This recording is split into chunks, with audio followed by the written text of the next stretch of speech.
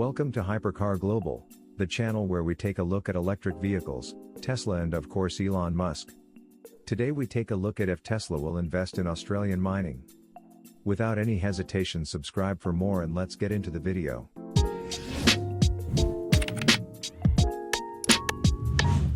Will Tesla's $1 billion investment in Australian minerals inspire Australia to start refining its own lithium with renewables?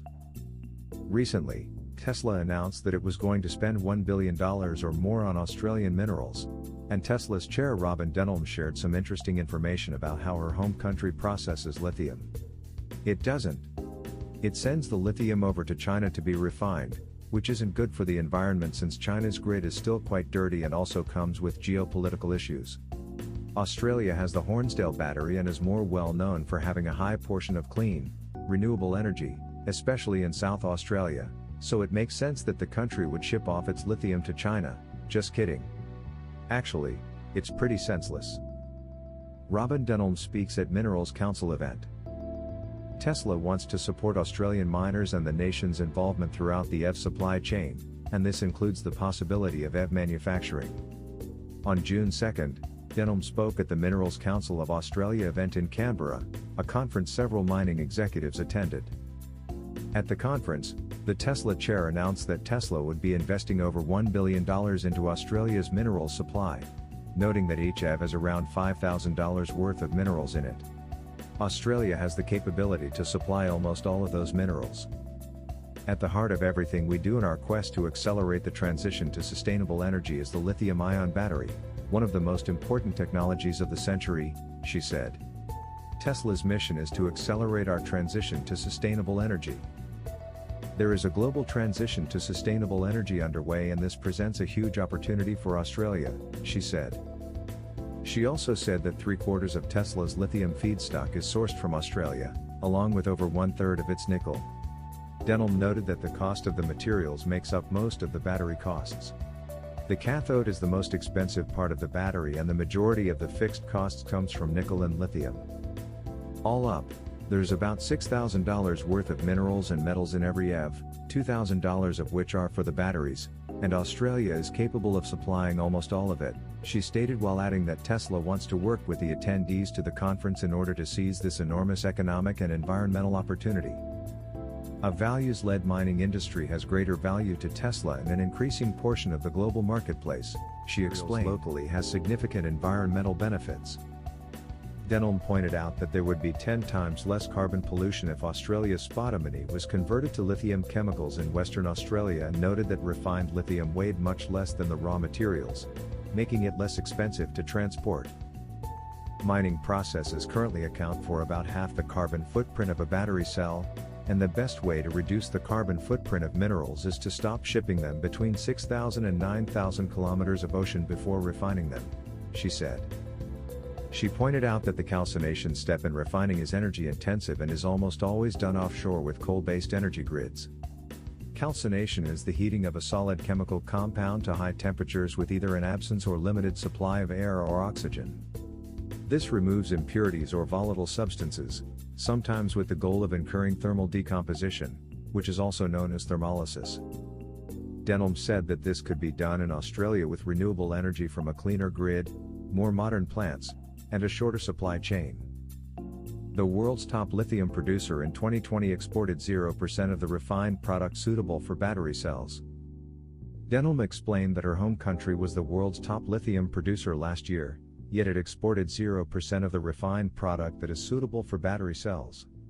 Australia's market share of the world's lithium last year was 49%. Tesla estimates that last year, Australia supplied approximately 49% of the world's lithium or spodumene, but 0% of the refined products suitable for battery cells. That lithium sold for about $100 million US, but if it was processed onshore in Australia, the value would have been more like $1.7 billion. So that's a $1.6 billion annual opportunity and growing. Australia is the only country in the world with resources in all three of the critical battery metals, as well as other minerals required for the clean energy transition. The government even said that spodumene exports are slated to rise from 1.6 million tons in the fiscal year of 2021 to 3.9 megatons in the fiscal year of 2026. There are planned expansions at Western Australia's Greenbushes mine as well as downstream lithium hydroxide plants that are currently under construction.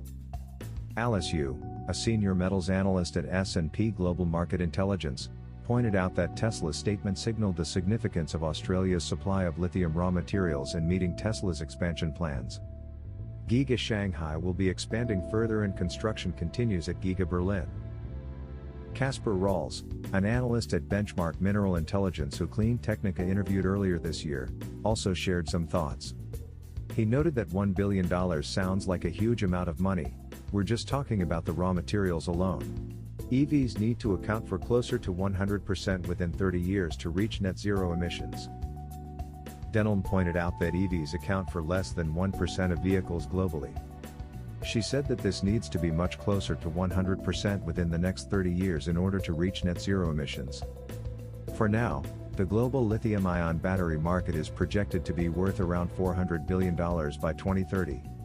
This is 8 times the revenue generated from Australian coal exports in 2020, Denholm pointed out. Australia can make great things, the foundations of which are laid by the Australian mining industry, Denholm said. Some final thoughts. In a blog post written in 2020 by Solar Quotes, the author spoke of Australia's persistent inability to grab its own opportunities.